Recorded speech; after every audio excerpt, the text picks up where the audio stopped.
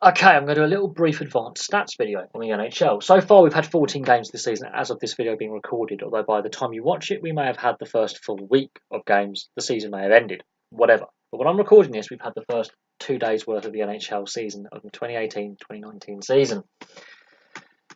We've had 4 5-goal games, 5 7-goal games, 2 3-goal games, 1 4-goal game, 1 13-goal game, and 1 6-goal game.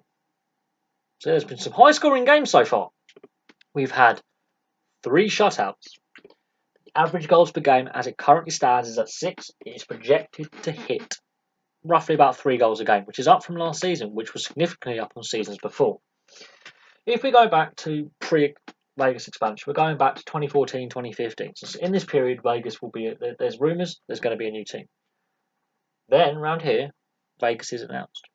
Anyway, 2014, 2015, we were at 2.73, which had been pretty average. The league had stabilised in scoring for about a decade at this point. 2015, 2016, it's gone down a little bit to 2.71, but it's basically 2.7 goals a game average. It then goes up in 2016, 2017 to 2.77, so basically 2.8 goals a game. So there's a good 0.1 goals a game average variation. So not a lot of goals per game average variation. It's still between 2.7 and 2.8 goals per game on average. Pretty stable. Then last season, expansion season comes along. We have an expansion draft. Vegas joins the league, and Vegas got to the Stanley Cup final for Vegas reasons, is the same. And goal scoring was as high as 2.97. So basically, round it up, it was 3 goals a game for the most part last year, which is the projected total this season. But then I looked at, it's an expansion season. So I looked at the league, and of course there's some lockout shortened seasons in there. But for the most part, the season of expansion and then the season after, goal scoring is up on the season before. For the most part, there are some expansion seasons where that doesn't happen, but for the most part, scoring goes up. Now, we've not been at this level since 2005-2006 season at around 3 goals a game average. We've not been that high for 12, 13 years. I wouldn't be surprised if the actual end of season total is higher than 3 goals a game. I wouldn't be surprised if we get less shutouts this season. I wouldn't be surprised if we have more, I would say 4, 5, and maybe 6 goal games. So far, we've had a lot of 5-goal games. Actually, we've had a fair number of 5-goal games in a very short and small sample size. If I was to go back and revisit goal scoring average in the NHL from where we are now on the 5th of October and look, let's say, at the 5th of November, how different will that be? Will it be going up? Will it be going down? Now, normally, at the start of the season, the goal scoring is crazy. It's normally higher than the actual average of the season at the end. But even so, the projected total is 0.03 higher than the average last season. So goal scoring is, in theory, at least, and projected totals going to be higher this season than last. Even if it's only an extra 5 goals, it's still projected to be higher. Now, I could have actually looked at the amount of goals scored last year, and that would have been insane, and that would have taken, a long time. But we are looking at an upward trend, which we haven't seen for a while. It's been weird. It's been up here. It's dropped. There's been the occasional blip back up, but for the most part, it bounced back after the lockout of 2004-2005. It was high.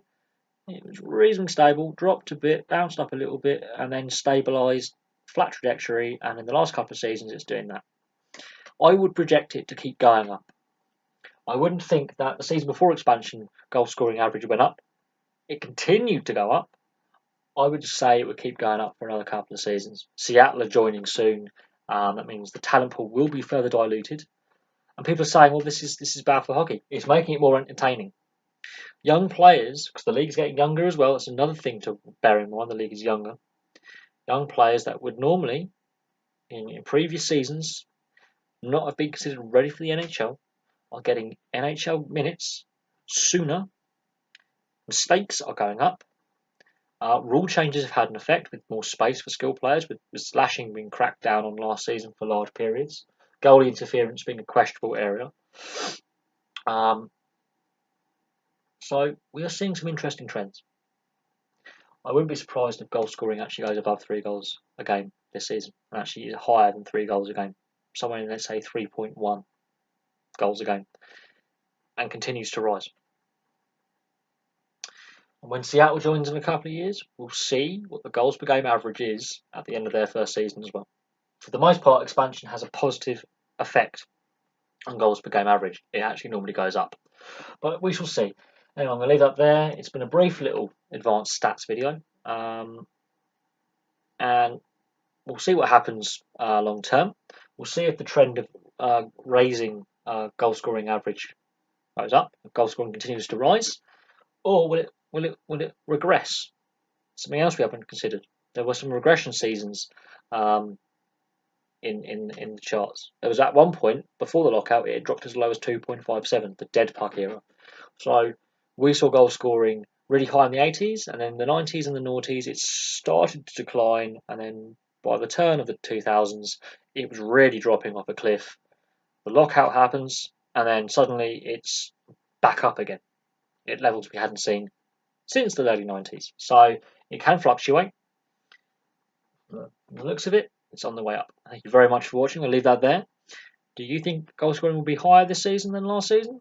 We'll wait and see. The projected total is slightly higher. That's going to be interesting.